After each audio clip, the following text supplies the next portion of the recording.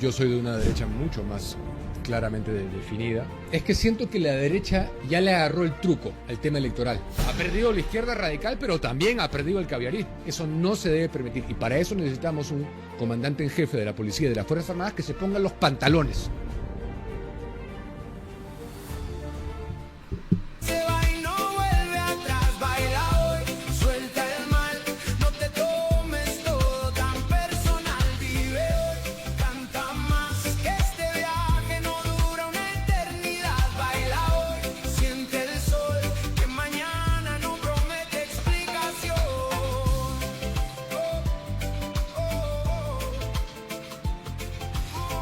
Era, amigos, una bienvenida al programa un poco distinta, porque es verdad, esta canción yo se la recomiendo mucho.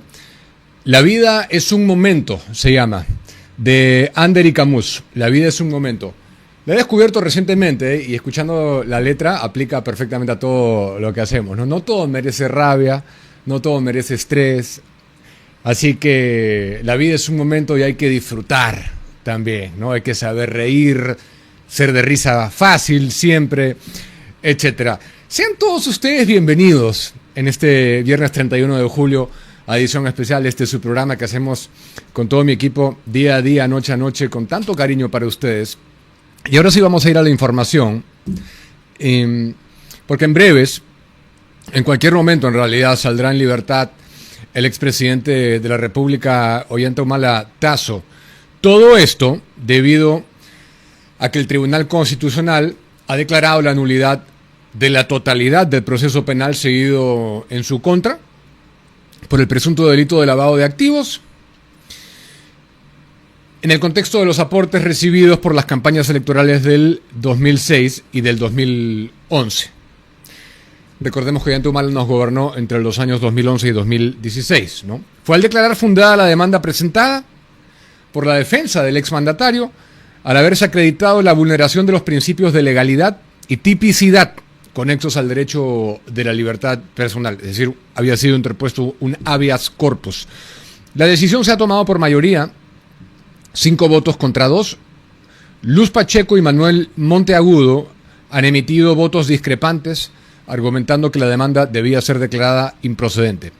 Bueno, en su resolución, el TC señala que de la revisión de las resoluciones cuestionadas, se aprecia que el delito fuente no ha sido individualizado y que no se ha sostenido coherentemente que Humala tuviese conocimiento de la ilicitud del origen del dinero o que pudo preverlo a la fecha concreta de los hechos. En su lugar se infiere que el dinero procedería de actos provenientes de actos de corrupción de entidades brasileñas, que el Ministerio Público le imputa que estaba en condiciones de presumir su origen ilícito por haberlo recibido en grandes cantidades y sin bancarizar, y que las empresas brasileñas obtenían dinero de su contabilidad paralela y del fondo pecuniario corrupto, expresó.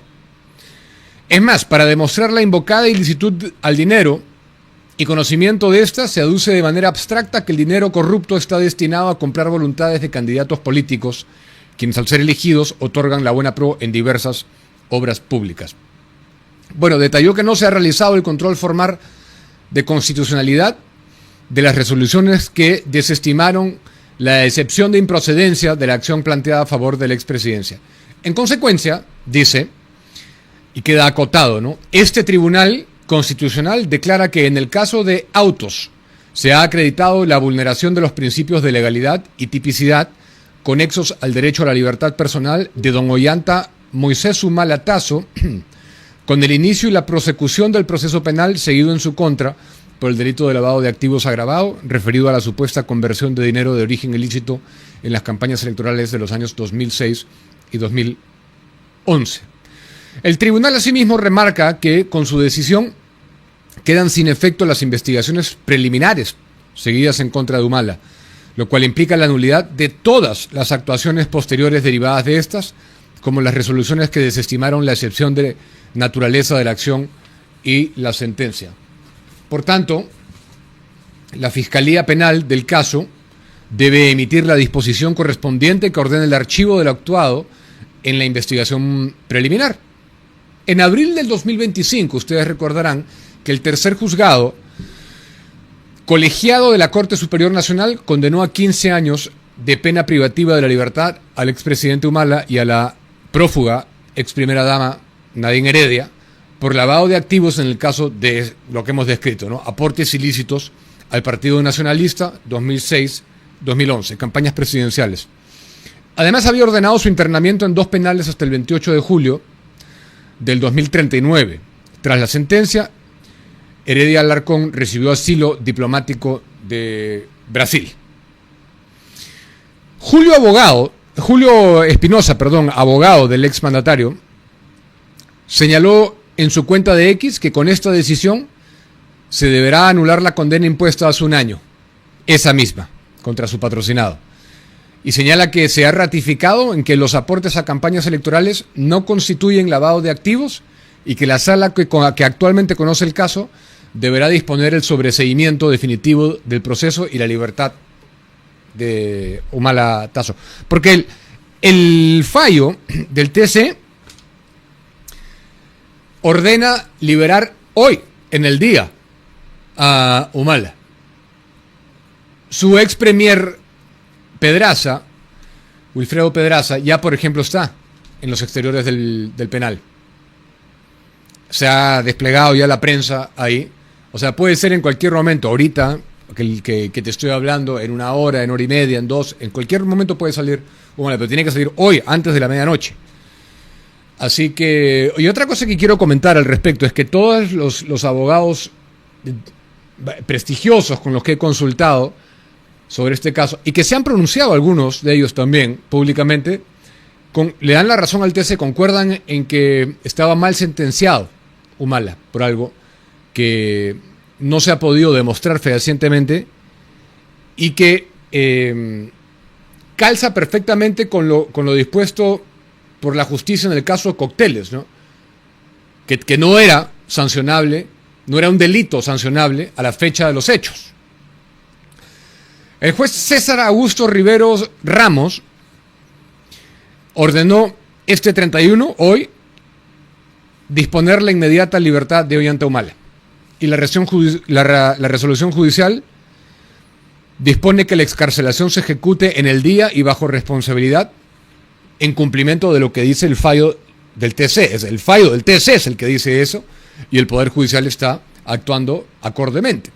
El magistrado concluye que ha desaparecido el sustento jurídico que legitimaba la restricción de la libertad del procesado tras el mandato del Supremo Intérprete de nuestra Carta Magna. El juzgado notificó a la Oficina de Registro Penitenciario del Instituto Nacional Penitenciario, el INPE, para proceder con la salida del ex jefe de Estado. Este mandato de libertad ocurre tras la publicación de la sentencia 169-2026 del Tribunal Constitucional, que ha sido emitida el pasado 15 de julio. Dicho colegiado declaró fundada una demanda de habeas corpus al acreditarse la vulneración de los principios de legalidad y tipicidad penal por los aportes a las campañas presidenciales de los años 2006 y 2011. Yo quiero leerles, por ejemplo, lo que ha compartido Wilber Medina en su cuenta de X, muy interesante. Wilber Medina dice lo siguiente: ya siendo una constante que el Tribunal Constitucional le enmiende la plana a los fiscales y jueces bárbaros, corresponde que la Junta Nacional de Justicia les inicie un proceso disciplinario y oportunamente los destituya, y las víctimas les interpongan demandas millonarias para resarcir el daño causado por estos fiscales y jueces salvajes. Es la única solución para frenar esta barbarie fiscal judicial. Compartió también la noticia de la declaratoria de nulidad, ¿no?, de todo el proceso por parte del tribunal, del proceso penal seguido en contra de Ollanta Humala. Así como Wilber, hay varios, ¿no?, que piensan así y que piensan que esto ha sido un atropello judicial, como ha habido también otros, ¿no? Y no se trata de personalismos y no se trata de que estemos con Humala, así como hay opiniones también a favor de que se le otorgue el salvoconducto a Berti Chávez. Ahí no podemos decir que son de izquierda o de que son castillistas. No, hay mucha gente de mucho prestigio, letrados, que consideran que eso es lo que debe hacer el Estado peruano, al margen de de las vías que puede explorar luego. Siguiendo, la Presidenta de la República se ha pronunciado sobre este fallo, es el tema del día en la política nacional, sin lugar a dudas, ¿no? La liberación de Ollanta Humala. Tenemos declaraciones de la jefe de Estado. Ella está en la región Junín, donde ha hecho una visita para verificar las zonas afectadas por el reciente sismo en esa región y darles un poco de consuelo y ánimo a los agraviados, a los afectados. Veamos qué ha dicho hoy. La situación de Junín, pero también la coyuntura en relación a que el Tribunal Constitucional ha ordenado que en este caso se anule la sentencia contra el presidente Ollanta Humala, como ocurrió en el caso Cócteles. ¿Cuál es su apreciación sobre el trabajo de la Fiscalía? Porque se vienen cayendo varias acusaciones fiscales. Miren, vivimos en un Estado de Derecho. Y cuando se vive un Estado de Derecho, se tienen que respetar las resoluciones, nos guste o no nos guste. A mí, en lo personal, en el pasado, hace cerca de 8 años atrás, me tocó una resolución que fue dolorosísima. Me privaron de mi libertad y luego, a través de mi defensa legal, pues pudimos ganar cada una de estas resoluciones en las que yo no estaba de acuerdo. Entonces, en esta resolución yo puedo discrepar, pero me corresponde respetarla. ¿Okay? Hay que analizar los temas de fondo, pero parecería en todo caso que el Ministerio Público no ha hecho un buen trabajo y por eso el Tribunal Constitucional ha tomado esta decisión. Efectivamente dice la mandataria que los fallos deben respetarse, pero le mete una suerte de chiquita a la Fiscalía, diciendo que aparentemente no ha hecho bien su trabajo. Bueno, no es la primera vez o no sería la primera vez que la Fiscalía no ha hecho un trabajo prolijo como debiese haberse hecho. Bueno, esto lo hizo en relación cuando se le consultó por la prensa, ¿no? Sobre el desempeño del Ministerio Público. Pero hay otro caso también que ha hecho bastante ruido, y no tiene que ver con Humala, sino con Vladimir Cerrón. El Poder Judicial, en cumplimiento por lo dispuesto por el Tribunal Constitucional, ha dispuesto variar la medida de prisión preventiva impuesta contra el prófugo Cerrón por una orden de comparecencia con restricciones, pero impedimento de salida del país sí, en cumplimiento del fallo, ya digo, que le permitirá afrontar su proceso judicial en libertad. Estoy hablando del 6º Juzgado de Investigación Preparatoria Nacional, que ha ordenado que el plazo de la nueva medida restrictiva sea de 1 año, 11 meses y 7 días. Durante ese periodo, se ordenó a la autoridad migratoria la prohibición de viaje del procesado fuera del territorio nacional.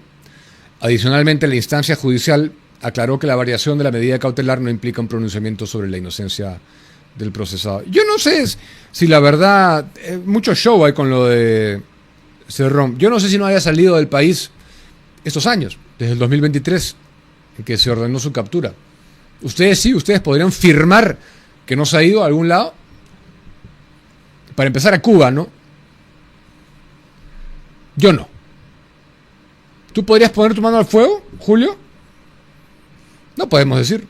Si dice que es inubicable el tipo, entonces ¿qué nos hace asegurar que no se hubiera podido colar por una de las fronteras que tenemos? Salir por el norte, salir por el sur, salir por el Brasil. No podemos saber. No lo estamos afirmando, pero tampoco estamos en calidad de negarlo, ¿no? Bueno, volviendo a esto, el juzgado ordenó que el plazo de la nueva medida restrictiva sea de 1 año, 11 meses y 7 días, ya les digo, ¿no? La instancia judicial aclaró que la variación de la medida cautelar no implica un pronunciamiento sobre la inocencia del procesado. Y la resolución dispone que la Policía Nacional del Perú cese de inmediato las acciones de búsqueda, ubicación y captura que no han servido de nada, ¿no? Acciones entre comillas. Porque no solamente no han servido de nada, sino que Cerrón se ha burlado de Arriola, se ha burlado de la policía mientras estaba prófugo emitiendo pronunciamientos por Twitter como periquito por su casa. Esa es la verdad. ¿Y de eso nos vamos a olvidar tan fácilmente? Juan Silva, por ejemplo, no actuó así, por lo menos, ¿no? Si uno es prófugo, no es prófugo y cachaciento al mismo tiempo. Desde octubre del 2023, en que fue condenado por el caso Aeródromo Huanca, ¿no?, mantenía vigente esta orden de prisión preventiva. Bueno, además del impedimento de salida, el juzgado ha impuesto a Vladimir Cerrón la obligación de no ausentarse de su domicilio en Lima sin autorización judicial, y el procesado deberá comparecer cada 30 días ante la Fiscalía para firmar el control de sujeción al proceso y dar cuenta de sus actividades diarias ante el Juzgado Nacional. O sea que si en la clandestinidad azuzaba las aguas políticas, ¿no?, de la izquierda más destructiva, más anacrónica, más rancia, más recalcitrante, más guerrillera, ahora pues que ya puede pasearse como Pedro por su casa, ¿no?, ¿qué no hará? No debería sorprendernos, si está perfectamente habilitado para candidatear. Para hablar del fallo de Humala y para hablar de esto, que fue bastante polémico en su momento, esta noche estará con nosotros el magistrado del Tribunal Constitucional, Pedro Hernández, justamente uno de los 7 magistrados que integran el máximo intérprete de la Constitución en el Perú. 2 polémicos, ¿no?, polémicos fallos, cuanto menos. 7:16.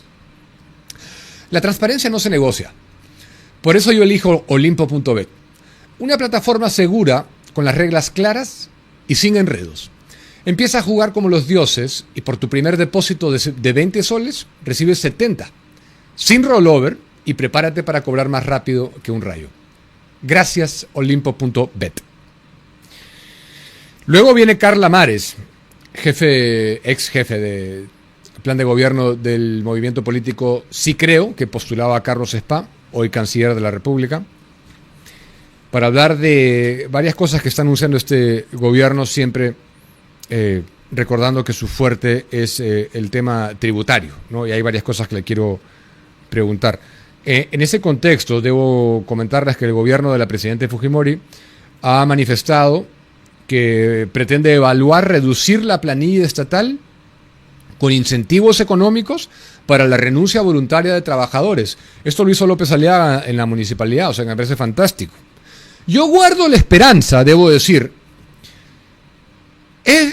siempre he sostenido algo en privado, y lo voy a decir por primera vez esta noche, con respecto a Keiko.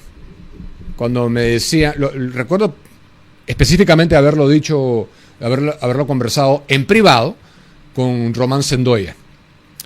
Siempre he considerado que por cómo lograron acomplejar los caviares y los zurdos a Keiko Fujimori con la despiadada persecución fiscal, judicial y mediática que emprendieron en contra de ella, ella nunca quiso aceptarse de derecha cuando tal vez en realidad lo era en su fuero íntimo, ¿no? Siempre quiso no pintarse como alguien completamente de derecha por el miedo a ser tildada de extremista, y siempre procuraba acercarse al centro. Lo que he comentado en privado es que yo creo que Keiko en realidad es más de derecha de lo que siempre ha dicho que es, y que las cosas que ha sostenido, incluso deslices que ha tenido, ha sido por un miedo, consciente o inconsciente, de esta hostilidad, de este hostigamiento continuo en la prensa, que cada paso que daba era escrudiñado, era juzgado, lo usaban para acribillarla, para perseguirla, para enlodarla, para generarle portadas en diarios. Esa es una sospecha que yo he tenido. Ahora, ¿lo puedo aseverar? No lo puedo aseverar. ¿Por qué comento esto? Porque cuando hemos estado en campaña y cuando he hablado con gente como Román Sendoya, por ejemplo, en privado, no en este programa, en privado, he dicho, me estoy permitiendo contar esto porque creo que no compromete a nadie, que yo esperaba que eso se fuera trasluciendo en el tiempo. Y cuando ella dice cosas como esta, de que está evaluando reducir la planilla estatal con incentivos económicos, ella no ha dicho en campaña en ningún momento voy a quedarme con menos ministerios, como sí lo dijo López Aliaga, ¿no? Voy a reducir ministerios. ¿Por qué? Porque eso es un costo político que hay que asumir también, ¿no? Porque al reducir ministerios, es obvio que hay gente que se va a quedar desempleada, que vive del Estado.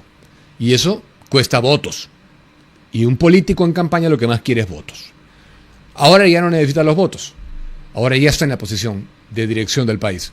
Y yo espero que efectivamente se adelgace el Estado y que se salga de varios ministerios. No sé si lo hará. Estoy diciendo mi esperanza. Ojalá lo haga.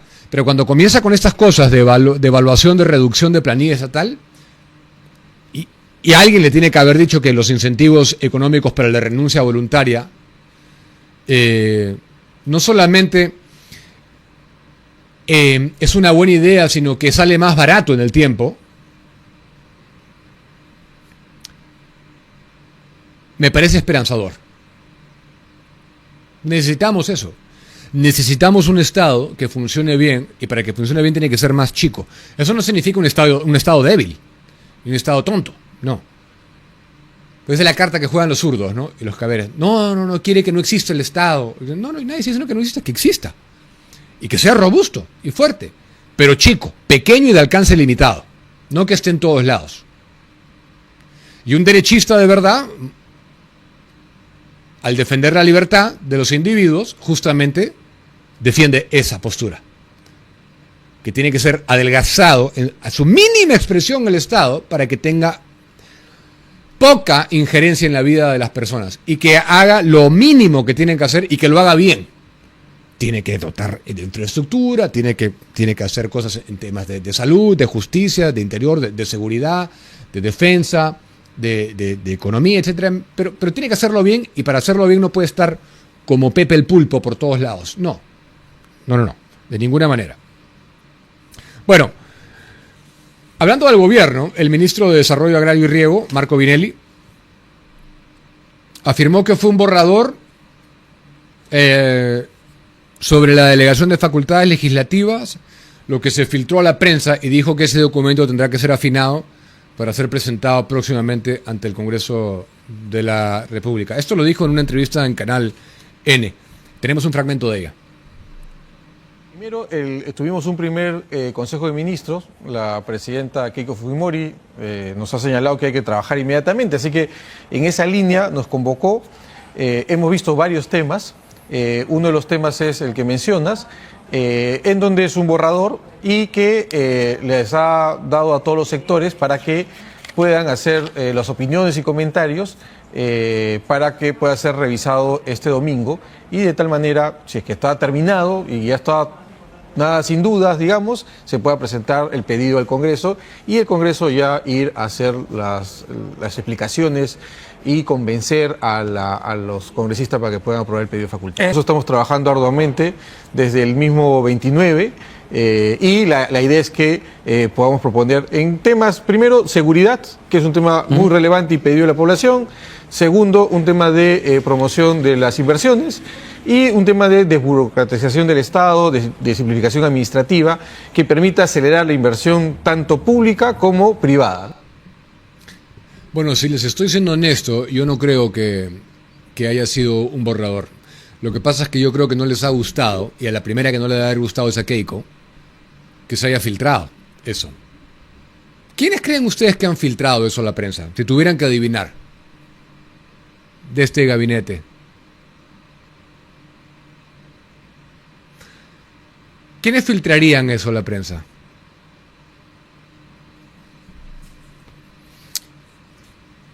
A buen entendedor, pocas palabras. Acá mostramos el borrador. Era parte de una agenda oficial de Consejo de Ministros que tenía 2 puntos solamente, de los cuales uno de esos 2 era esto. Y estaba todo ya ahí. Juan Cheput, hablando del gabinete, ministro de Trabajo, para los que no saben, defendió la medida anunciada por Keiko Fujimori de aumentar el sueldo mínimo a 1.300 soles. Bueno, yo no la defiendo. Me parece demagógico y populismo, sobre todo anunciarlo en su primer mensaje, cuando ni siquiera había sesionado el Consejo de Ministros, cuando no se sabe un impacto técnico sobre la medida. Me parece demagógico y populismo. Populismo puro y duro me parece esto. Lo que le criticábamos a Sánchez, que dijo 1.500, ella lo está haciendo lo mismo, pero con una cifra inferior, y aparte con más gasto al Estado, porque está hablando de un bono que hay que darle a las pequeñas y microempresas.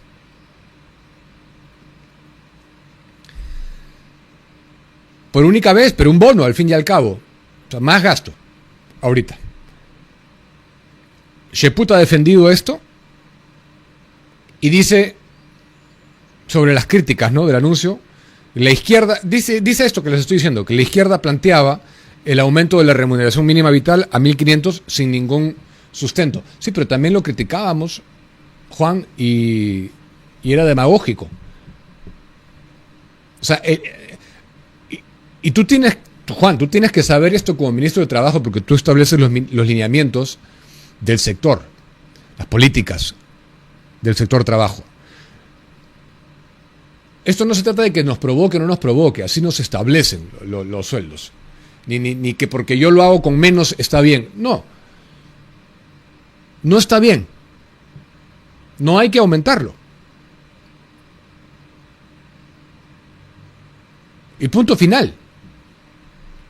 Veamos qué dijo. Una de las cosas que se pretende hacer es el aumento del salario mínimo, que también ha recibido una serie de críticas y yo no entiendo por qué. La izquierda planteaba durante la campaña presidencial el aumento de la remuneración mínima vital a 1.500 soles, de manera así completamente informal, sin ningún sustento. Nosotros decimos vamos a aumentar a 1.300 y la izquierda nos critica. Para que vean lo siguiente, ¿no? Es una de varias medidas complementarias. Yo he sido uno de los críticos de Pedro Franque porque él planteaba subir a 1.500 pero no daba ninguna medida complementaria. Ni había un trabajo articulado con el sector trabajo. Él hablaba como economía, pero el encargado de trabajo no dijo ni una palabra. En ese caso hay un trabajo articulado con Elmer Cuba, que dicho sea de paso, Elmer viene estudiando el tema laboral como una variable más del sector economía importante. ¿Y cuál es lo complementario? Por un lado se va a dar un bono por una única vez a la micro y pequeña empresa. La gente dirá, ¿por qué a la micro y pequeña empresa? Porque es el 99.7% del total de empresas en el Perú. Bueno, hay un análisis que ha hecho Carlos Adriancén, un economista en quien yo confío mucho, porque tiene una manera muy similar a la mía de pensar y analizar los cimientos económicos, sobre todo los macroeconómicos, ¿no?, de la situación verdadera y real del Perú. Y les puedo asegurar que las cosas no están para de buenas a primeras generar más gasto público y cargar más a los que generan el trabajo. ¿Qué va a pasar esto? Inclusive con bono de una única vez. Y también otras cosas que les puedo asegurar es que Elmer Cuba no está de acuerdo con eso. Por eso es que considero que no es un anuncio técnico, sino que es populista. No es, pues, tenemos que hacer las cosas bien. Si va a hacer lo que hacía la izquierda, entonces ¿cuál es la diferencia en términos económicos de votar por una agrupación de derecha? Justamente la responsabilidad financiera y fiscal, la prudencia en el manejo de la economía. No, yo gasto igual, solamente que un poquito menos que la izquierda. Entonces no eres de derecha, pues, hermano. Y si es liberal Cuba. Y si ustedes se acuerdan, los días previos a la juramentación, él había hecho lo imposible por no responder esa pregunta, porque no quería hacerlo.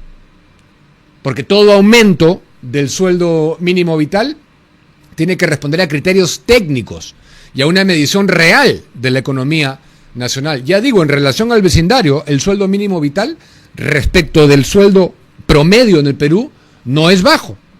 No es bajo. 7:29. En el Perú, la minería puede y debe ser una oportunidad para todos. El Consejo Nacional de Minería promueve una minería con verdadera inclusión, formal y sostenible, donde todos los peruanos tengan la posibilidad de crecer y aportar al desarrollo del país. Si tú quieres ser parte de este cambio, quedas invitado a escribir a incorporaciones@conademi.pe y a compliance@conademi.pe. Conademi, construyendo juntos una minería para todos los peruanos.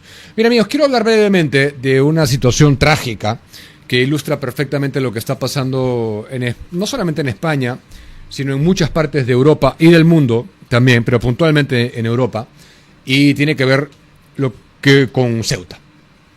Lo que está pasando en Ceuta, que algunos de ustedes ya, me imagino, están al tanto de. Lo que está pasando en Ceuta, y que debemos lamentar mucho por los españoles de bien, es el resultado directo de la agenda progresista del gobierno de Pedro Sánchez. Con un enfoque de flexibilización de la ilegalidad, el buenismo institucional, la tolerancia al crimen y amnistías administrativas, sus políticas han debilitado las fronteras y erosionado la soberanía nacional. Cuando un Estado renuncia a la contención efectiva, al resguardo de sus fronteras, transmite un mensaje inequívoco al exterior. En este caso, en España, ingresar o permanecer de manera ilegal no se penaliza, se premia. El efecto llamada es una realidad indiscutible, promovida por decisiones clave que consagran la impunidad y que fomentan la inmigración ilegal. En primer lugar, la nulidad del rechazo en frontera marítimo, ¿no?, por vía judicial. El 8 de julio pasado, la Sala de lo Contencioso Administrativo del Tribunal Supremo dictó una sentencia clave en la que determinó que no se puede aplicar el procedimiento de devolución en caliente, ahí mismo, o rechazo en frontera, previsto en la Ley de Extranjería, a los inmigrantes que ingresen a nado hacia Ceuta o Melilla. El vacío legal. El alto tribunal concluyó que entrar a nado no constituye haber saltado elementos de contención físicos, como las vallas, por ejemplo, ¿no? Absurdo, ¿no? Y el impacto es que esta decisión obliga al Estado español a incoar procedimientos ordinarios de devolución con plenas garantías jurídicas, asistencia letrada y tramitación individualizada. En la práctica, esto ralentiza o paraliza las expulsiones que pudieran darse de manera inmediata, dejando a miles de personas en suelo europeo bajo tutela administrativa e incentivando avalanchas masivas promovidas por las mafias de tráfico humano a través de redes sociales. En segundo lugar, tenemos las regularizaciones masivas y amnistía administrativa a casi 1 millón de personas. Porque la política del Ejecutivo de Pedro Sánchez no solo relaja los accesos, sino que perdonó la ilegalidad a escala masiva mediante reformas al reglamento de extranjería y planes de amnistía migratoria. Cifras de regularización. Tras la aprobación de estas reformas reglamentarias, impulsadas por el Ministerio de Inclusión, Seguridad Social y Migraciones, el propio gobierno ha reconocido proyecciones oficiales para legalizar a 300.000 personas en situación irregular por año. Por año. Sumando a cerca de 900.000, entre 900.000 a 1 millón de inmigrantes regularizados en un periodo de 3 años. La cifra de la amnistía extraordinaria.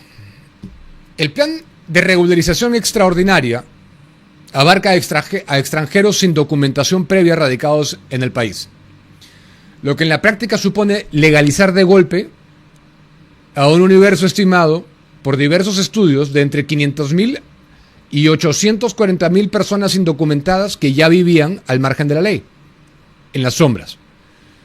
Otras vías normativas que flexibilizan e incrementan la inmigración ilegal. A estas dos decisiones principales que les hemos dicho, se le suman otros mecanismos del marco normativo y de gestión estatal. tenemos la flexibilización de la figura del arraigo. Las constantes modificaciones a la ley de extranjería han reducido los plazos de estancia previo requeridos y han relajado las exigencias de contratos laborales para otorgar permisos de residencia y trabajo por vías excepcionales, como el arraigo social, el arraigo laboral y el arraigo para la formación. Reparto obligatorio de menores no acompañados, otro tema importante. La imposición centralizada a las comunidades autónomas de España para asumir la tutela y distribución de menores extranjeros que han llegado irregularmente a las costas o a la frontera insular, sin exigir su repatriación o la cooperación activa de los países de origen. La sobrecarga de las solicitudes de asilo, la admisión a trámite de cientos de miles de peticiones de protección internacional, en su gran mayoría desestimadas años después por falta de fundamento, es utilizada como una vía formal para obtener permisos provisionales de residencia y trabajo, postergando así la expulsión efectiva indefinidamente.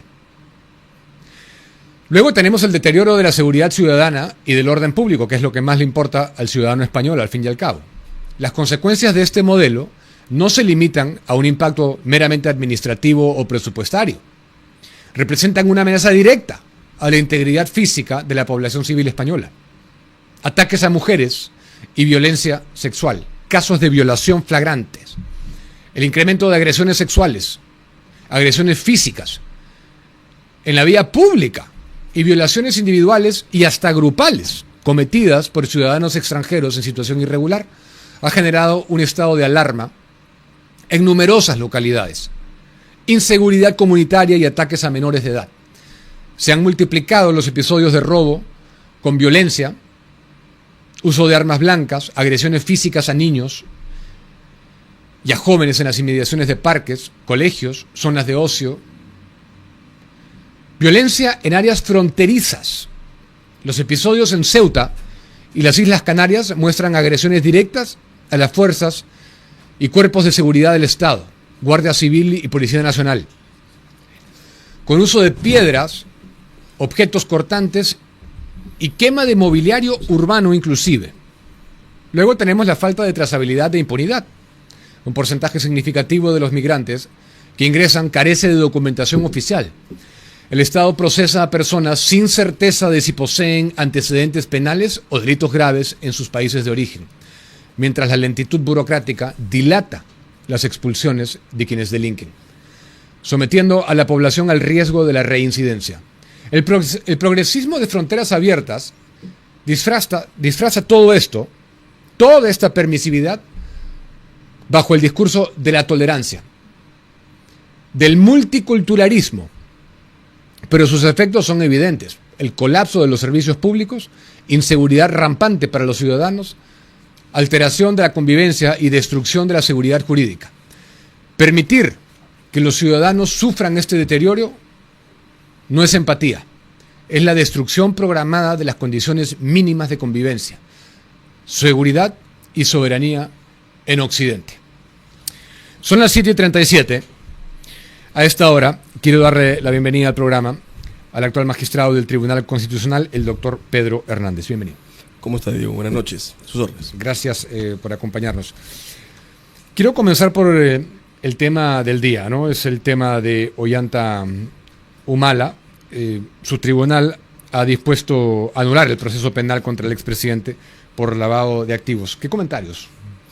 Bueno, en primer lugar que hay varios temas del día, ¿no? Está el señor Humala, está el señor Cerrón, con una resolución aclaratoria, pero en general simplemente nada que sorprenda a quien conoce un poco la jurisprudencia del tribunal.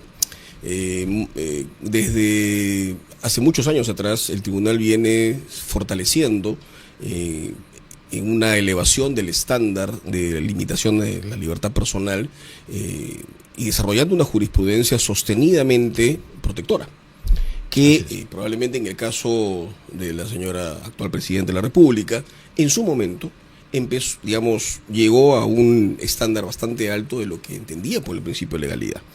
Y bueno, eso ha sido una constante. Lo que sucede es que creo que aquí hay a veces el problema de que muchos casos del tribunal solamente adquieren relevancia social en la medida en que involucran a determinados personajes, normalmente políticos.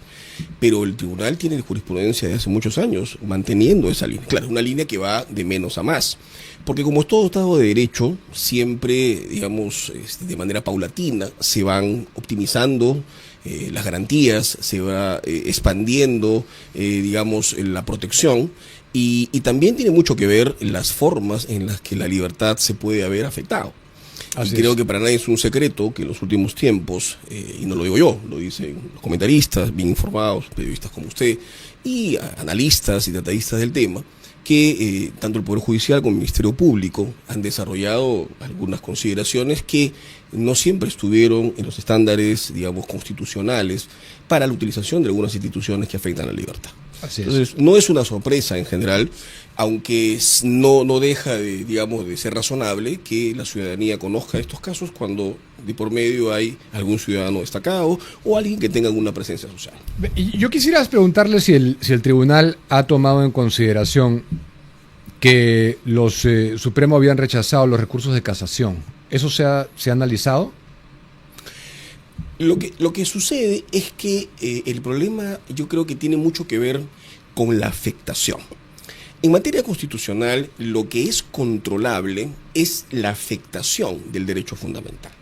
Y no es lo mismo cuando yo sostengo que la afectación, por ejemplo, tiene que ver con un discurrir del debido proceso, a, por ejemplo, en materia penal, donde lo que yo voy a hacer es, a través de los fiscales y jueces, intentar, digamos, imponer ese ius puniendi, afectando libertades ciudadanas, y lo que cuestiona es el principio de tipicidad. Si yo cuestiono el principio de tipicidad, la gran pregunta a la que se enfrenta el tribunal, y durante mucho tiempo fue una disquisición interna que con el tiempo ha ido optimizándose. O simplemente me quedo en la forma y espero que los recursos continúen ad eternum, o simplemente agarro todo por las astas y digo, señor, no es posible que en un Estado constitucional a ninguna persona se le afecte o se le involucre en un proceso penal cuando se viola fundamentalmente la obligación de la tipicidad. Porque justamente lo que diferencia a las sociedades civilizadas actuales de lo que existía hace muchos años atrás es la certeza y la seguridad jurídica del desenvolvimiento de la libertad de las personas.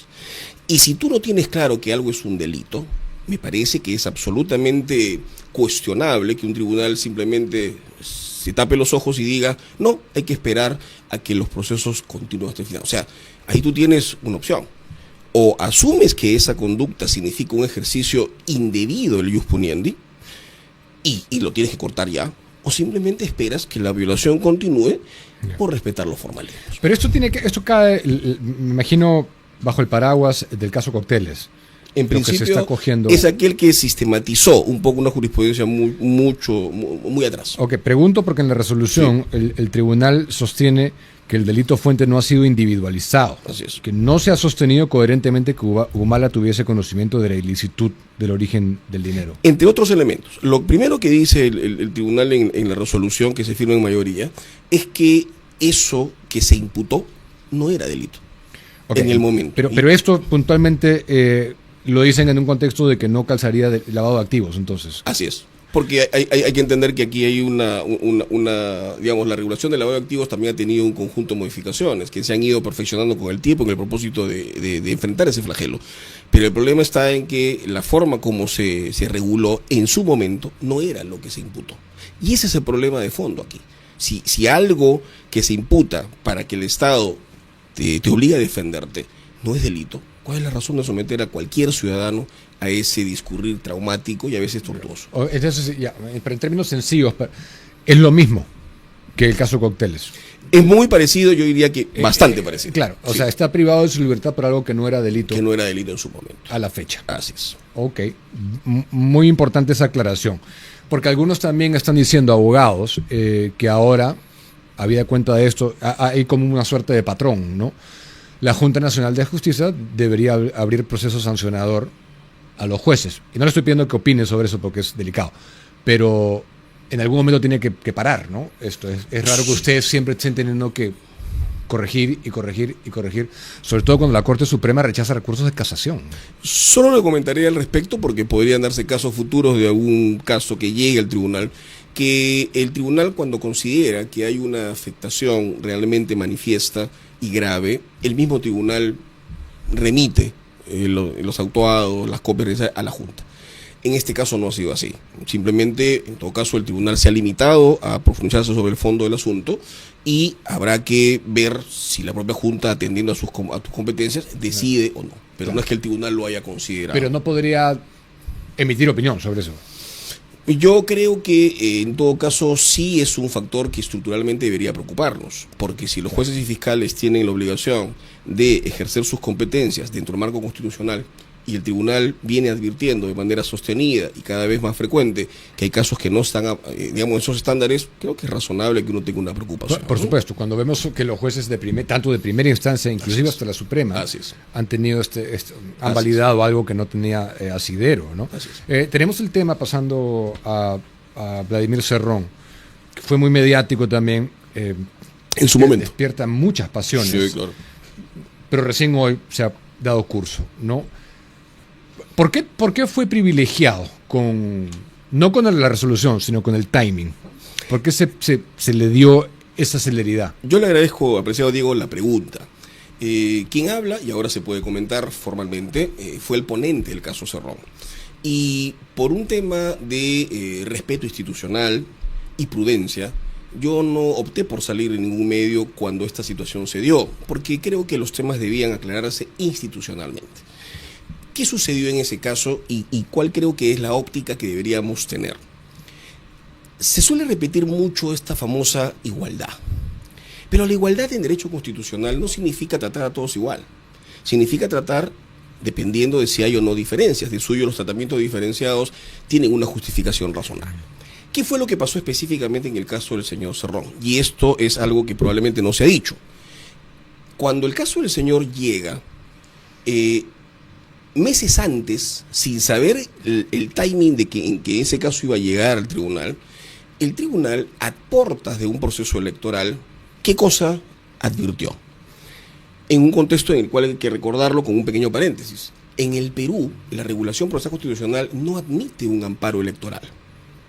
En el Perú no hay un amparo electoral que nos permita entrar a un proceso electoral, pero sí existen amparos que se pronuncian sobre materia electoral. Entonces, ¿qué cosa dijimos nosotros? Ante esa falencia y viendo que hay involucrados en proceso electoral, lo razonable, y ahí viene justamente esta, me parece, indebida recurrencia al igualitarismo, era priorizarlo. ¿Pero por qué?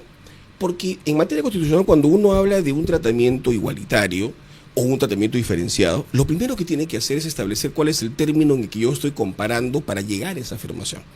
Y claro, cuando se dice el señor Cerrón fue el único, en primer lugar, eso es un error. No fue el único. En la misma situación del señor Cerrón hubieron casos de otro líder político que también tuvo audiencia el mismo día del señor Cerrón, y el caso de dos congresistas que en ese momento estaban intentando postular. Entonces, la decisión del tribunal no fue para el señor Cerrón, fue para quienes estaban en una situación, y ahí viene lo importante de precisar con el igualitarismo. De los 30 y pico millones de ciudadanos que somos, ¿todos son candidatos presidenciales o todos son candidatos a la senaduría o a la diputación? No. Entonces, no es que haya una vulneración, un privilegio. Y creo que esto es importante tenerlo en cuenta, apreciado Diego, porque a veces suele cometer un error en un exceso de formalismo. ¿Por qué no se resolvían los casos o por qué no se resuelven los casos en el orden de llegada? Por una razón muy simple, porque los casos no son iguales.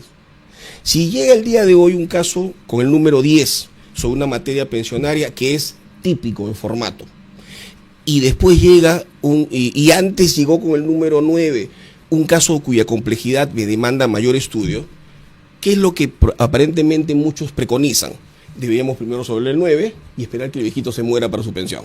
Eso es un absurdo en materia constitucional. La priorización de los casos depende mucho de la afectación del derecho fundamental, de la urgencia y de la premura. Y eso el tribunal lo tiene establecido de años. Lo que sucede es que, vuelvo a repetir, estas cosas a veces salen a la luz cuando hay un caso de alguien trascendente. En el caso del señor Cerrón, y espero con eso haberlo aclarado, lo que sucedió fue una priorización por la premura ante el proceso electoral y los plazos del calendario que son exactos para definir los que estén participando en una elección tienen una priorización. Además, y ahora sí, mencioné el caso general, ahora vamos al caso puntual. El señor Cerrón era el único candidato presidencial que tenía esa situación. Entonces no hay aquí un privilegio, hay un tratamiento diferenciado atendiendo a que siendo candidato presidencial, ojo, no lo definió el tribunal, lo definió el jurado al momento de escribirlo. Y si era candidato presidencial, lo lógico es, para viabilizar su posibilidad de postular, que participe en la campaña. Eso fue lo que justificó. Pero ojo, un dato adicional, y con esto cierro la explicación, que espero no haya sido muy extensa. Ver el caso o tener una audiencia no significa resolverlo. De suyo la realidad ha demostrado que el caso tenía tal complejidad y generó tanto discusión interna que mire cuántos meses han pasado y recién se ha resuelto hace 2 o 3 semanas. Entonces, una cosa es programar una audiencia, que es el trámite formal, después del cual ya está expedito para sentenciar, y otra cosa es una indebida privilegiación, que creo que hoy es lo que no ha sucedido en este caso. Entonces, yo le agradezco la pregunta, porque eso me permite hoy recién aclarar algo que se ha venido sosteniendo con calificativos que a veces me parecen un poco impertinentes y alzados. Pero ahí la muñeca política fue de su abogado, el doctor Abanto. No, que se equivoca. ¿Cuándo interpuso el recurso? ¿Cuándo lo metió ahí? No recuerdo las fechas. ¿En diciembre? Creo que sí, no recuerdo la fecha exactamente, pero el problema no fue la fecha en que Abanto lo planteó o no, o el abogado de tal o cual. El tema fue el criterio del tribunal. Cuando la presidenta en ese entonces, doctora Pacheco, señaló que hubo un acuerdo del tribunal, eso fue cierto. Se discutió en el Pleno y se hizo conocer de que a puertas del proceso electoral se iban a priorizar estos temas. ¿Por qué? Por la lógica electoral que le estoy mencionando. Entonces, se priorizó a todos, a los otros 2 congresistas y al otro candidato también, igual que Cerrón. Le comento, estimado Diego, el día de la audiencia del señor Cerrón se vio de los casos de los otros congresistas. Lo que sucede es que llamaba la atención es más del señor Cerrón. No voy a mencionar los nombres, pero usted lo puede verificar, pues es un periodista acucioso.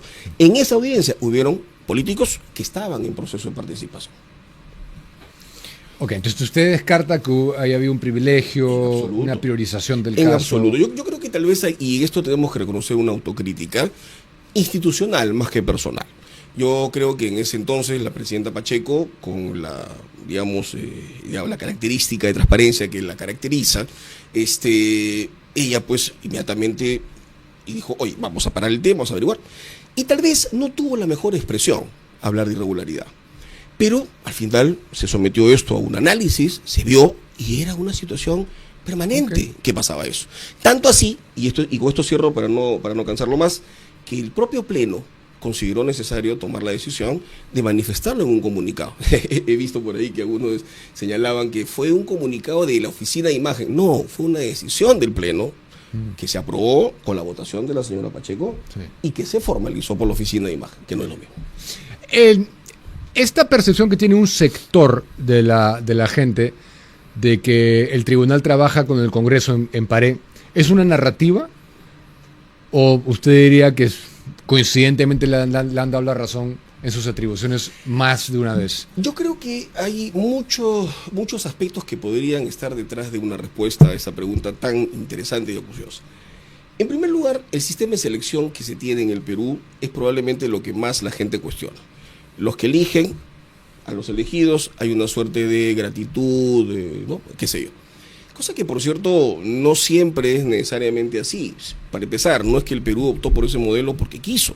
De suyo, si uno analiza el derecho comparado en general, en todos los países del mundo, participación más o menos, quien toma la decisión final de elegir a los altos funcionarios del Estado es el Parlamento. Y la razón es muy simple, porque es el Parlamento el que teóricamente representa a la ciudadanía. Y en el Perú pasa lo mismo con el BCR, pasa lo mismo con el defensor. O sea, no es una casualidad. Primera precisión. Segunda, yo creo que hay una suerte de sesgo o prejuicio que uno lo entiende, pero que es bueno aclarar. No siempre los tribunales constitucionales, en su rol de control, significa que tengan que oponerse por oponerse. Y creo que eso es un problema que a veces muchos no terminan de entender. Por ejemplo, cuando uno sostiene que un tribunal constitucional es un tribunal de defensa de derechos fundamentales, eso hace 20 o 30 años era cierto. Pero hoy en día las concepciones modernas del derecho constitucional dicen que el tribunal defiende la Constitución. Y en la Constitución hay derechos fundamentales, hay principios, hay bienes jurídicos protegidos, hay valores. Entonces, una contemporización te lleva no siempre a entender que el tribunal va a terminar agarrándose a puñetazos con quien critica. Y un tercer elemento que me parece muy interesante, si uno analiza las sentencias del tribunal, en muchos casos al Congreso se le ha corregido la plana. Lo que sucede es que parecería que acá la concepción está en el segundo argumento que mencionaba. Se entiende que el control constitucional es siempre pelearse con el Congreso. Y creo que eso es un error. Porque a veces el tribunal controla interpretando. Porque a veces el tribunal controla precisando un concepto oscuro o ambiguo. Bueno, hay competenciales en que no se le da la razón al Congreso, como tampoco se le da a la Junta Nacional, como tampoco se le da a la Defensoría. Y eso no significa que el tribunal esté en una permanente discusión. Lo que pasa es que tenemos que entender que el rol del tribunal siempre es incómodo a alguien, porque el tribunal corrige, y a nadie le gusta que lo corrijan. Entonces, pero focalizar solo la atención al Congreso creo que es injusto, creo que no tiene asidero, porque si bien es cierto, en la lógica de la selección, el problema no es quién te elige, el problema es a quién eliges. Si nosotros hubiéramos llegado al tribunal, y lo digo con mucha humildad, por deber favores políticos, es una cosa. Pero todos los que hemos llegado al tribunal, en este tribunal, y eso sí lo digo categóricamente y lo puedo corroborar, hemos sido sometidos a un proceso de 8 meses de evaluación. 8. Primera vez que en el Perú se seleccionan a los miembros del tribunal con ese proceso. Yo he escuchado, y sin mencionar nombres, antiguos magistrados muy confrontacionales a veces con estas sentencias actuales, que dicen que el tribunal está perdiendo el rumbo, que no puede pasar. Y a mí me gustaría saber si a ellos lo seleccionaron con esa rigurosidad de nosotros. Pero más allá de eso, que es una anécdota, lo cierto es que al final uno habla por sus sentencias. Y lo que se trata es de leer las sentencias y ver los argumentos, más allá de solamente quedarse con el fallo. Porque a lo mejor el fallo declaró infundada una demanda, pero sí señala un sentido interpretativo que al Congreso lo exige o lo obliga a corregir la plana. Así es. Hay, ahora que hablábamos de jueces que están, hay que decirlo, ¿no?, incurriendo en prevaricato, son activistas, no quieren cumplir la ley, entre ellas la 32.107, por decir una, ¿no?, la 32.107 en este caso, que ya ha sido validada por ustedes y declarada constitucional. Hay mucha gente de las salas que invoca el control difuso, control convencional también. Y hay una tanda de abogados de muy alto perfil que sostienen que la Constitución prima siempre. En el tema de control de convencionalidad, ¿cuál es su postura? Bueno, mi postura es muy clara y quien trabaja algunos temas a nivel académico está un poco atado a su pensamiento. Entonces hay cosas que se escribieron y no se pueden cambiar, salvo que justifique razonablemente, porque es posible que los seres humanos evolucionemos. Algunos involucionan, pero espero que no sea mi caso. Yo tengo una posición muy clara sobre la convencionalidad. Para mí la convencionalidad es una dinámica que nos obliga a insertarnos en un mundo cada vez más globalizado, pero el problema no es ese. El problema es cómo aceptas tú como Estado insertarte. Y ahí viene la gran discusión. Para algunos, con una tendencia un poquito más internacionalista, hay una relación prácticamente de subordinación entre el Estado y el derecho internacional. Para otros, en los que yo me encuentro, esa relación tiene que ser de un respeto mutuo y de una armonización prudente. ¿Eso qué significa? ¿Negar la existencia de un derecho internacional y la posibilidad de estar sujetos a obligaciones internacionales? Jamás. Pero tampoco significa asumir que necesariamente las decisiones siempre son atinadas y son acertadas. Entonces, yo siempre soy de los que he tratado en la medida de lo posible de establecer una relación respetuosa mutuamente entre estos dos órdenes constitucionales. Y usted mencionaba el hecho, por ejemplo, de estos problemas que se generan con algunas conductas de algunos magistrados del Poder Judicial que no respetan nuestras sentencias. Creo que eso es uno de los retos que tenemos, por ejemplo, en este tribunal. Cada tribunal, y quienes hemos seguido un poco la historia por nuestra especialización hace muchos años del Tribunal Constitucional, sabemos que cada tribunal tiene sus propios retos. El Tribunal Alborlandini salió de una dictadura, el Tribunal X tenía otro problema. Creo que el problema que tenemos que enfrentar y que estamos enfrentando nosotros con decisión, no con perfección, pero con decisión, es agarrar los toros por las astas. Entonces, hay un tema difícil, vamos a entrar a fondo y pautear. Pero hay temas pendientes. Y creo que hay temas pendientes como el control difuso y la relación de la convencionalidad que no siempre responden o obedecen al tribunal. También tiene mucho que ver ahí la forma como el propio Parlamento establece la regulación de algunas cosas. Y el sistema procesal constitucional tiene algunas situaciones que, por ejemplo, tendrían que optimizarse. y aquí voy a dejar un poco el rol de magistrado y pasar a mi humilde rol de profesor de Derecho Constitucional. Mencionábamos hace un rato, por ejemplo, la ausencia de un amparo electoral. Eso es una falencia, es una ausencia preocupante en el sistema constitucional. Otro problema, por ejemplo, por mencionarlo uno, ¿no? O sea, el hecho de que el tribunal conozca solamente las resoluciones denegatorias es un problema también, porque puede hacer caso que una situación de absoluta trascendencia nacional, como por ejemplo ver si un programa de televisión puede ser emitido o no, se dé en una corte superior cualquiera y simplemente se disponga la salida de un programa. Pregunta, en un mercado de ideas a nivel nacional, ¿eso podría ser una decisión que la tome una corte superior o debería ir a un tribunal constitucional? En el Perú no puede llegar. ¿Por qué? Porque nuestro sistema procesal constitucional lo impide. Porque el tribunal solo conoce resoluciones denegatorias. En otras palabras, yo puedo tener una sentencia a favor del derecho fundamental, pero que me afecta a otros bienes, y el tribunal no la ve. Eso es increíble, ¿no? Y como, no sé si es increíble, real en el Perú, pero es motivo de algo que deberíamos corregir. Lo mismo pasa con el control difuso, por ejemplo. ¿Cómo se corrige eso? ¿Hay que cambiar la ley orgánica o es una modificación Eso es una modificación constitucional? Claro, en la Constitución, 87. porque esa limitación está en la Constitución. El control difuso también es todo una discusión Pero, académica, por ejemplo. pero volviendo a la pregunta original, Claro que ¿cuál debe primar? En su opinión, ¿constitución, convenciones? No voy a mencionar nombres, pero este debate lo hemos tenido al interior del tribunal. Mi rol, y yo fui elegido, y tuve el honor de ser elegido magistrado del Tribunal Constitucional. Mi rol es defender la Constitución. Y desde la Constitución, ver cómo nos integramos como Estado soberano a un derecho internacional, no al revés. Entonces, en mi opinión. En esa materia sí que tiene que primar la Constitución. En mi posición, Claro que creo sí. que es lo más adecuado. De suyo, perdón, para terminar la idea, si me permite, de suyo el tribunal tiene sentencias muy antiguas, que a veces la gente olvida y se queda con las sentencias nuevas pensando que son lo mejor. No, hay líneas que son jurisprudenciales antiguas. La sentencia 047 de 2005 del tribunal, año 2006 se dictó, establece cuál es la jerarquía normativa del sistema peruano.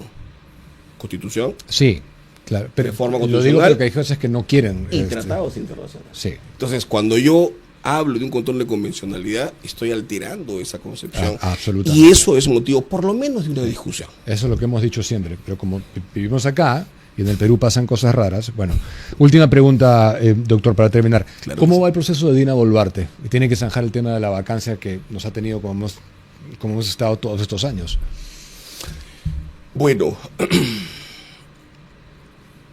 esperando que No ha sido todavía visto. Todavía no. Ok. Todavía no. Yo creo que eso es importante. No obstante que ya ha cambiado el Parlamento y todo, yo creo que eso es importante, zanjar ese tema. Han habido muchos temas importantes que se han tenido que abordar, ¿no? De suyo, creo que si usted me preguntara de qué cosas, por ejemplo, uno podría destacar este tribunal, creo que han habido temas que se han abordado sin ningún tipo de rescamón. Y van a Y vamos en esa línea. parametrar qué cosa es incapacidad moral permanente. Y ahí yo creo que el tribunal, opinión personal por cierto, tiene una deuda con el país. Claro, no, eso Como la tuvo en su momento, Chirino Soto y en hay adelante. que ser absolutamente autocrítico, ¿no? Cuando la tuvo en su momento, cuando por ejemplo habló de la cuestión de confianza, ¿no? Sí. 3 sentencias le llevó al tribunal de entonces a abordar un tema para después decir no lo puedes hacer. Claro, ya había pasado la eliminatoria FAC. Pero se hizo. Así es. Pero se hizo. Pero exactamente igual en el tema de la incapacidad moral, ahí hay un problema, porque cuando se intentó abordar, el tribunal decidió no hacerlo. Entonces yo creo que ahí tenemos todavía una deuda y esperar con paciencia que llegue y afrontarlo en su momento con siempre buscando defender la Constitución, los valores republicanos, más allá de las caras y los colores. ¿Será este año, cree usted? ¿Se verá este año? No podría decirle, Bien. pero cuando llegue se verá con toda seguridad. Nuevamente, ha sido usted muy amable. Gracias a usted por la invitación, Gracias Diego, y a su disposición siempre. por visitarnos. Gracias. 8:03, seguimos. Si tienes hijos entre primero y quinto de secundaria, presta mucha atención. El líder lleva más de 20 años formando jóvenes con liderazgo, propósito y habilidades para la vida. Un espacio donde descubrirán todo su potencial, desarrollarán su liderazgo y aprenderán a generar un impacto positivo en su entorno. Conoce sus programas en www.ellider.org.pe o escríbeles al WhatsApp 955-361-445. Bien amigos, nos trasladamos. Información de último minuto. Ha sido liberado ya el expresidente de la República, Ollanta Humala caso, y tenemos imágenes, esto ha ocurrido hace instantes, son las 8:03, tenemos imágenes de él. Sí. Hemos sido víctimas de una persecución política y judicial. El 15 de abril del año pasado, 2025, fui secuestrado por el Estado. Y después los sicarios del sistema de justicia que estaban en ese momento regularizaron una situación ilegal. Jamás hemos cometido delito alguno. Nunca he recibido aportes de campaña ni de Venezuela ni de Brasil.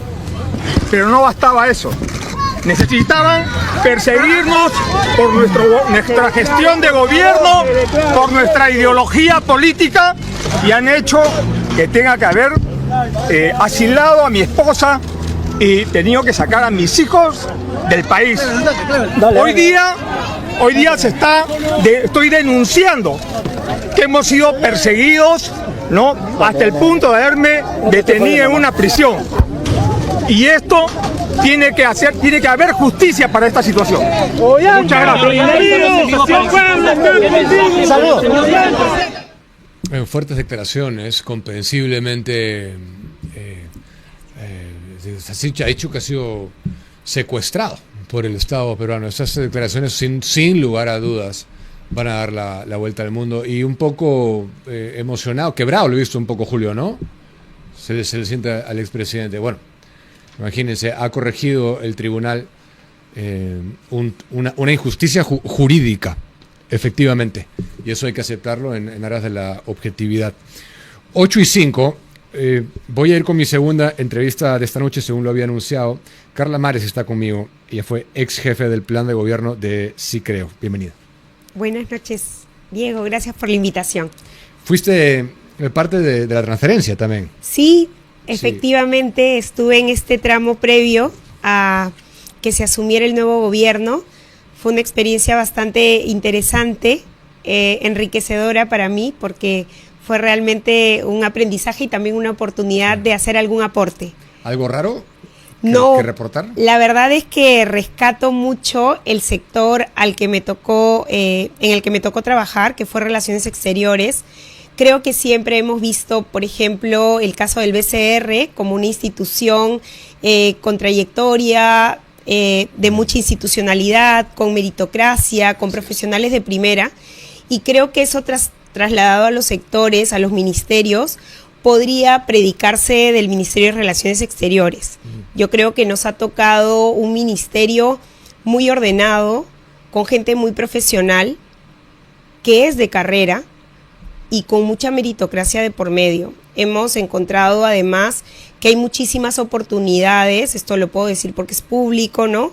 Pero el Perú asume este año la presidencia de la Alianza del Pacífico. Así es. Asume también la Alianza de la Comunidad Andina de Naciones, la presidencia. Entonces creo que son oportunidades muy, muy importantes que el país puede aprovechar magníficamente, porque también la presencia de los presidentes que han llegado el 28 de la región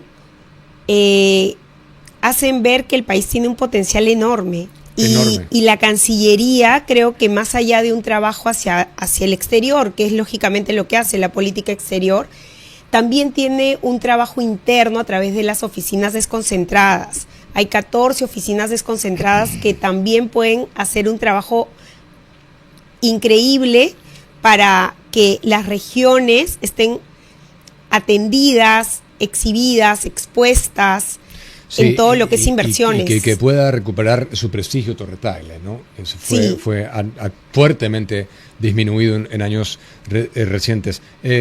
¿Vas a trabajar con Carlos ahora en la Cancillería? No. Tienes una... No. Me parece raro que no te haya llamado para trabajar, pero bueno. En todo caso, quiero hablar contigo de este pedido de facultades que va a hacer este gobierno. Y algunas de las cosas que están consignadas es la derogación de topes a tasas de interés. Sí. ¿Cuál es tu análisis de eso? En principio, mi posición siempre es, digamos que no hay un control de precios, ¿no? Y el poner límites a las tasas de interés, digamos, es una forma.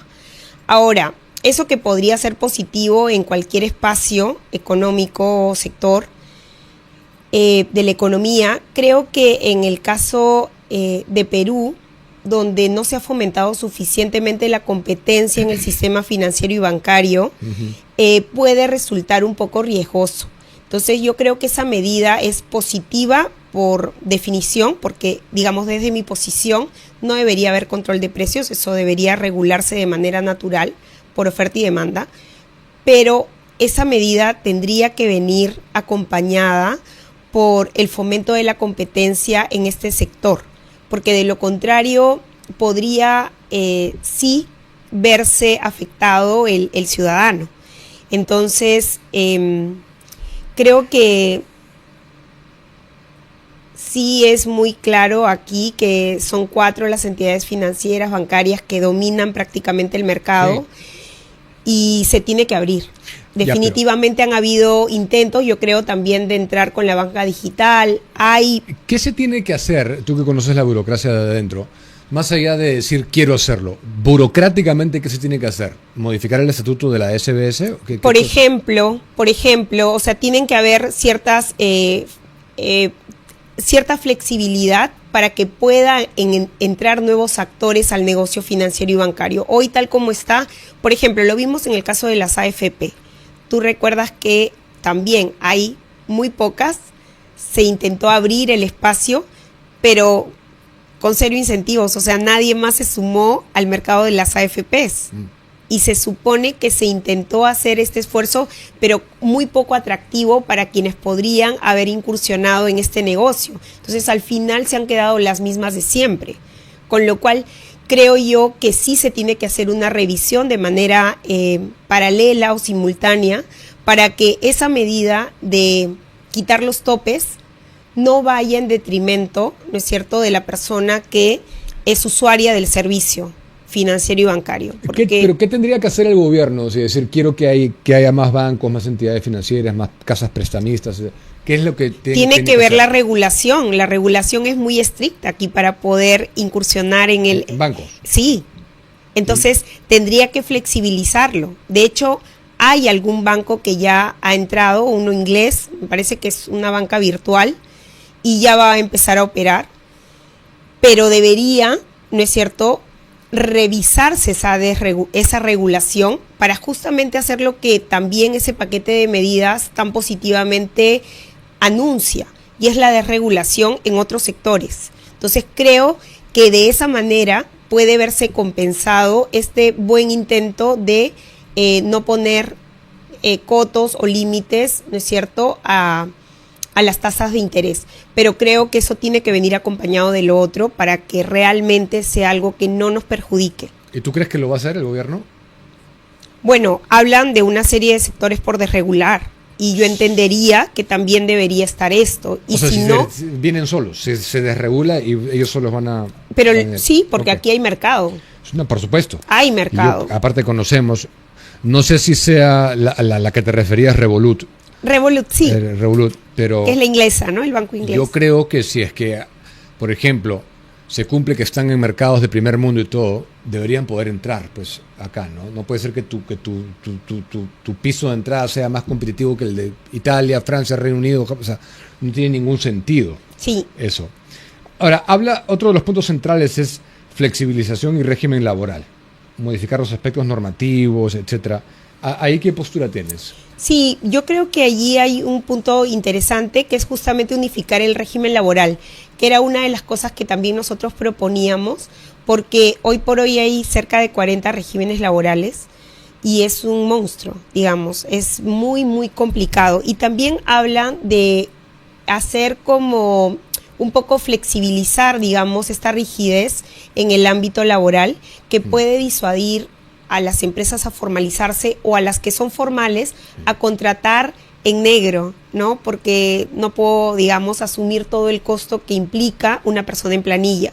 Entonces, creo que está bien pensado, también, ¿no? Exacto, pero creo que es muy interesante también ver que, por ejemplo, países escandinavos, ¿no?, lo que tienen es un régimen de flexibilidad, pero le llaman flexiseguridad, es decir, hay que proteger a la persona y no al puesto de trabajo. porque la rigidez hace que el puesto de trabajo a veces por una cuestión, digamos, organizacional, funcional, o también de desarrollo, por ejemplo, de inteligencia artificial o de otras herramientas que hacen ya obsoleto quizá un puesto determinado de trabajo, pero claro, ya no puedo sacar a la persona, pero realmente esa labor tampoco ya se requiere. Entonces, no hay que, digamos, creo yo, tener la rigidez para mantener un puesto de trabajo, sino sobre todo para darle seguridad a la persona, de tal manera que esa persona tenga la capacidad, si lo es, de entrar quizá en otra área, de asumir quizá otro tipo de contrato, o de repente simplemente darle un incentivo para que, digamos, pueda irse, porque ya esa labor no se va a dar en la empresa.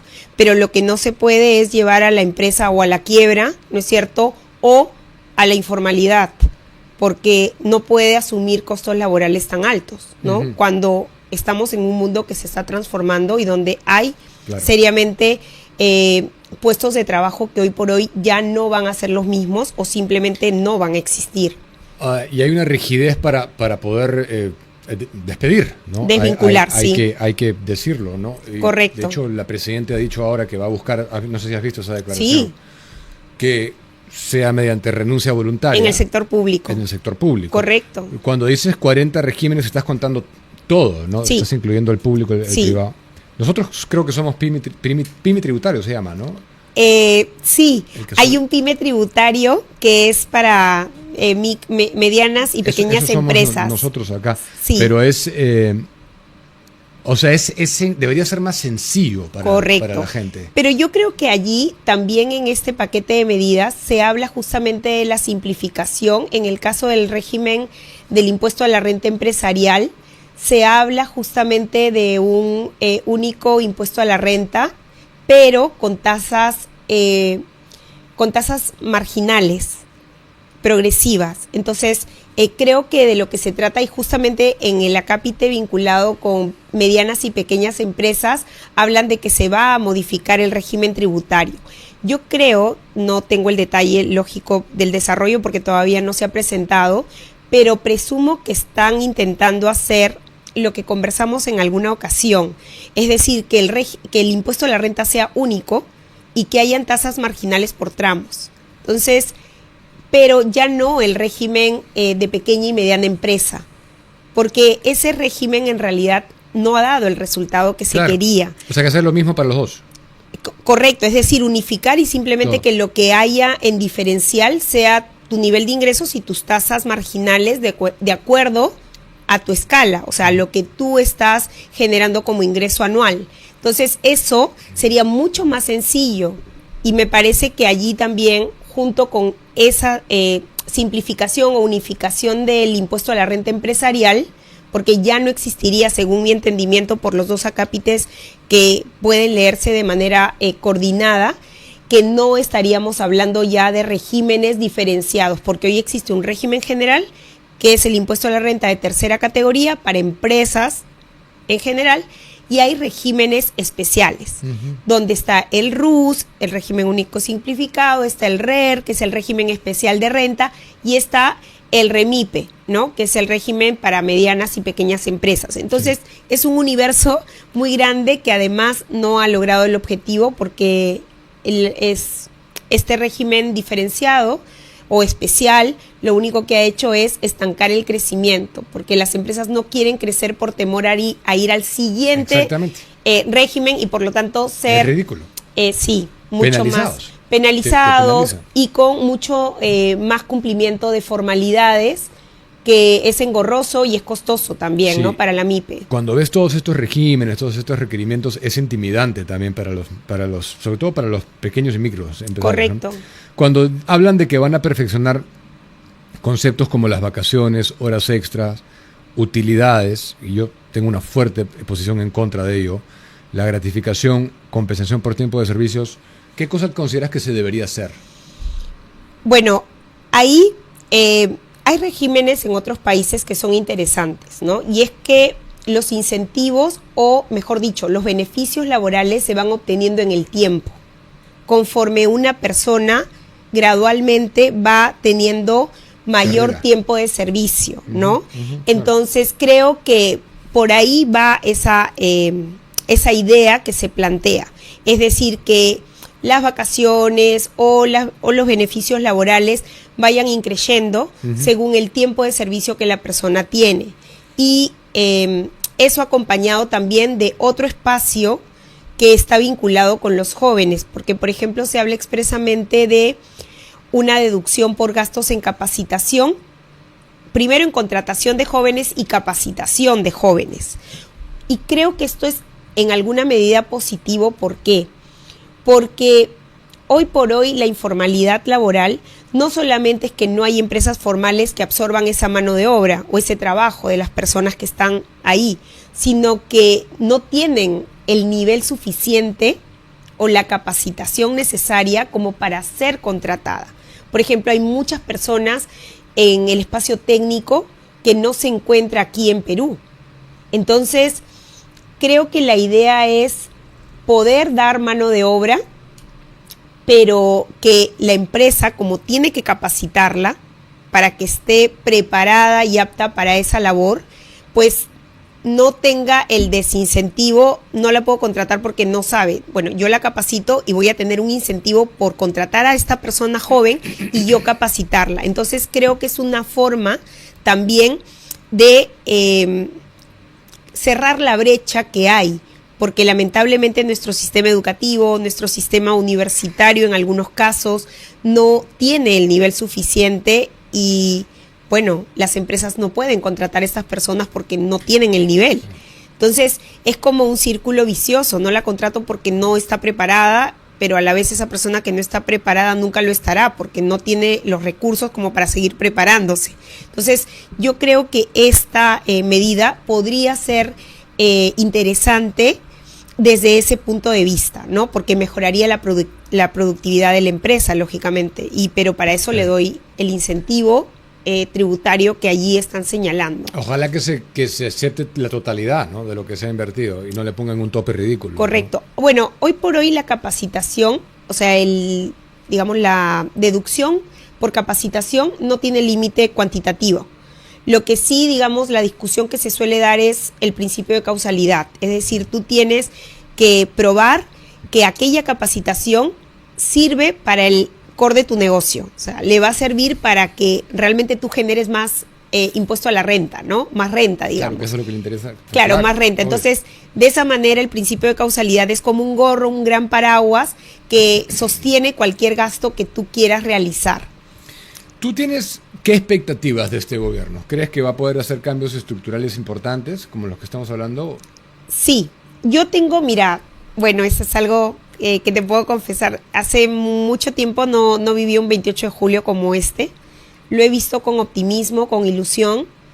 He escuchado el mensaje a la nación completo, cosa que no hacía hace mucho tiempo, la verdad. Y creo que el mensaje, más allá de la forma, que aparte, bueno, fue ordenado, estructurado, en un tiempo, digamos, prudente, como para que la gente pueda prestarle la atención correspondiente, creo que ha mencionado una ruta. Ha mencionado 2 puntos importantes que son seguridad, fenómeno del niño, como prioridades urgentes, pero no ha dejado, digamos, de lado los otros espacios de trabajo que plantean una ruta, me parece importante. Y eso se ha visto plasmado en este proyecto que ya, bueno, ha sido circulado. ¿Cómo quedará? No lo sabemos, porque este domingo hay un Consejo de Ministros, según sabemos por la prensa, y efectivamente allí se va a delinear esta delegación de facultades y este proyecto que se está planteando, ¿no? Ojalá que salga. Yo lo veo con esperanza, Diego. Yo creo que si se hacen estas reformas de una manera consciente, responsable y técnicamente avalado, esto va a salir adelante. Ahora, se necesita mucho respaldo político para esto. Pero cuando vemos que de buenas... A mí no me ha gustado el tema de los 1.300 soles. De la remuneración mínima vital. Pero entiendo que Cheput ha dicho que iba a convocar al Consejo Nacional de Trabajo. Cheput lo ha defendido. hoy. Ah, sí. Ha defendido la medida.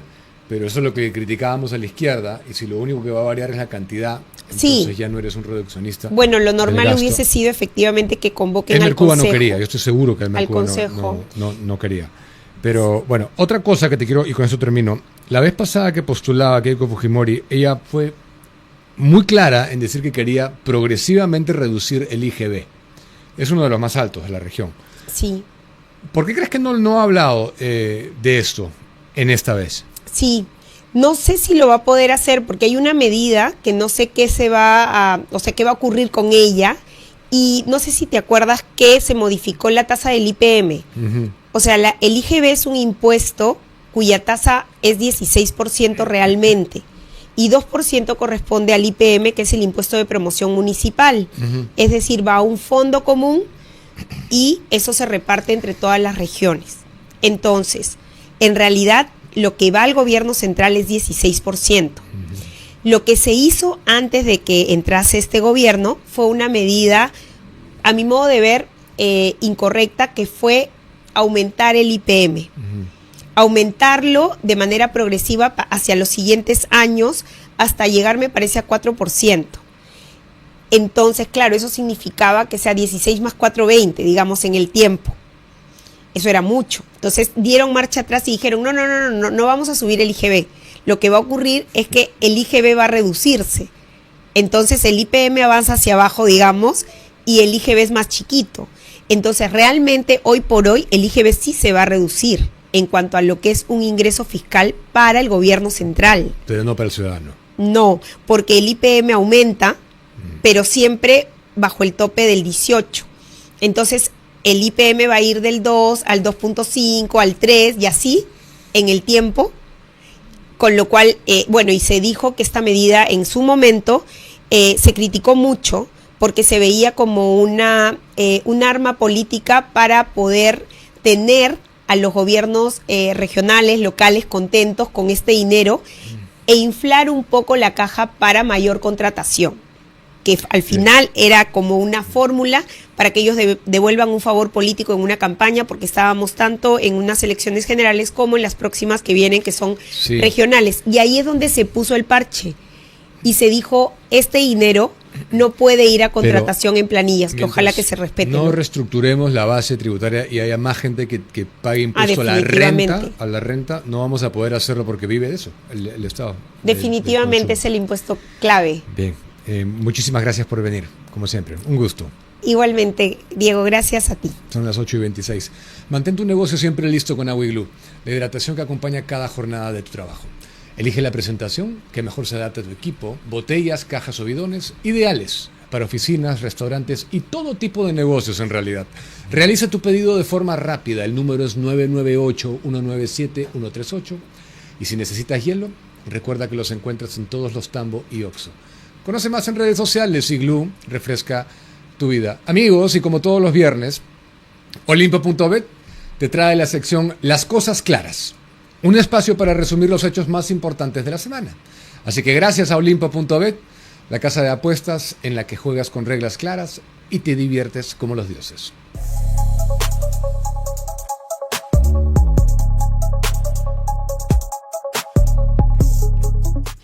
Keiko Sofía Fujimori Iguchi juramentó al cargo de presidente del Perú. Keiko Fujimori juró como presidente para el periodo 2026-2031, brindando su primer mensaje a la nación ante el Congreso de la República. Fijó 7 ejes de gobierno y anunció el incremento del sueldo mínimo vital de 1.130 soles, donde está actualmente, a 1.300 soles. La duplicación de pensión 65 a 700 soles bimestrales y el programa Jóvenes con Futuro para reducir el desempleo juvenil. En infraestructura, comprometió la culminación de la línea 2 del Metro de Lima y la ejecución de las líneas 3, 4, 5 y 6, además de sistemas de metro para las ciudades de Arequipa, Piura y Trujillo. Priorizó también la seguridad ciudadana y un plan de contingencia frente al fenómeno El Niño. En segundo lugar, Keiko Fujimori juramentó a su primer gabinete ministerial, encabezado por Luis Galarreta Velarde. La presidenta tomó juramento a 18 ministros de su primer gabinete ministerial, liderado por el ahora premier Luis Galarreta. El equipo combinó políticos de confianza directa de la mandataria con cuadros técnicos y figuras de gestiones anteriores.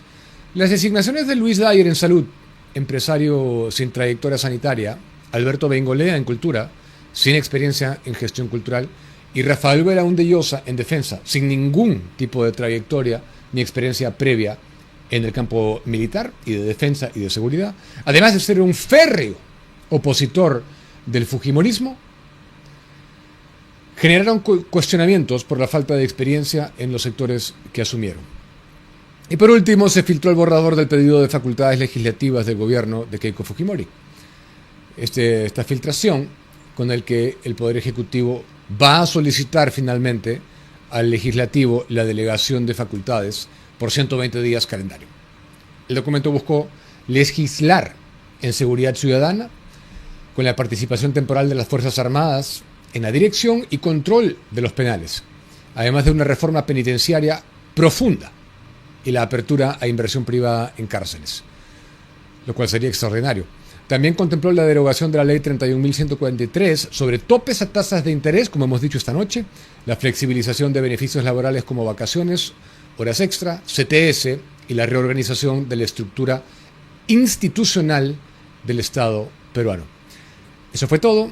Muchísimas gracias a Olimpo.bet, la casa de apuestas donde juegas con reglas claras y te diviertes como los dioses.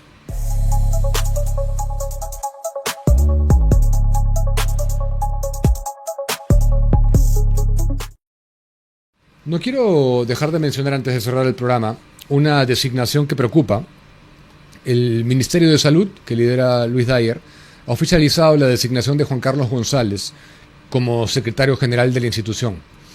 El nombramiento se dio a conocer mediante una resolución ministerial publicada el día 30, ayer, y firmada por Luis Dyer en su calidad de ministro de Salud.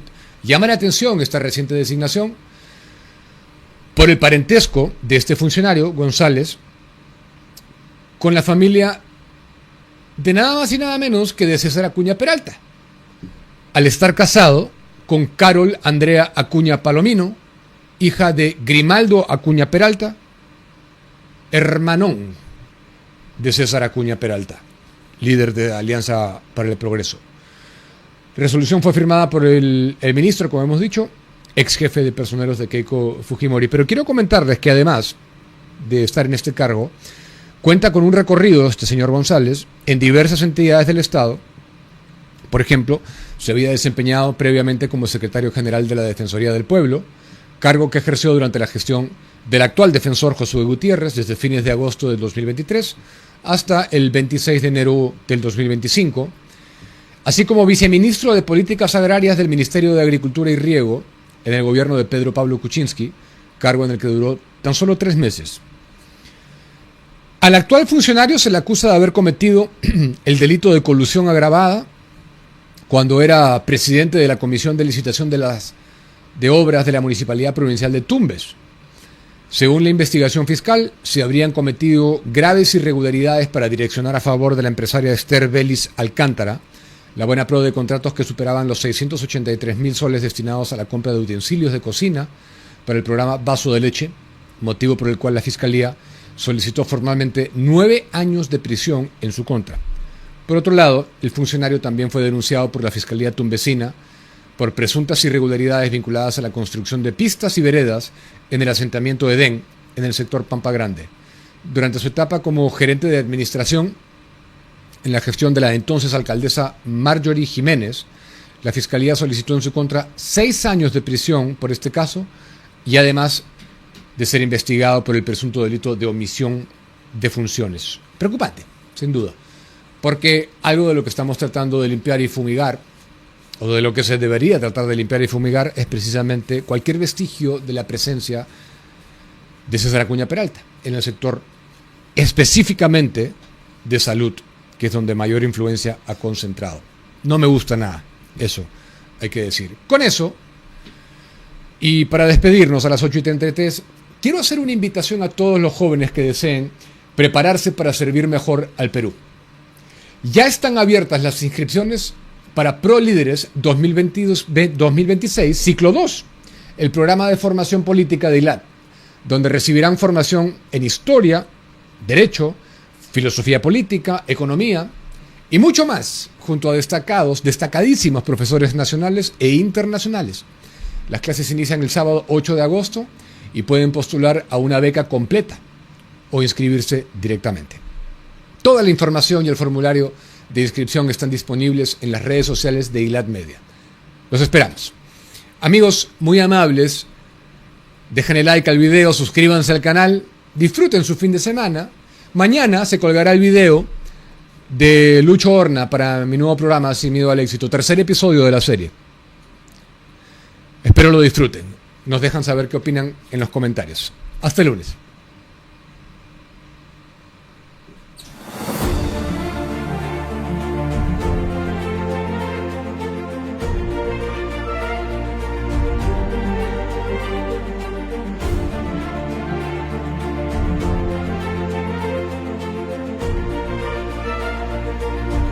Yo soy de una derecha mucho más claramente definida. Es que siento que la derecha ya le agarró el truco al tema electoral. Ha perdido la izquierda radical, pero también ha perdido el caviarismo. Eso no se debe permitir. Y para eso necesitamos un comandante en jefe de la policía y de las Fuerzas Armadas que se ponga los pantalones.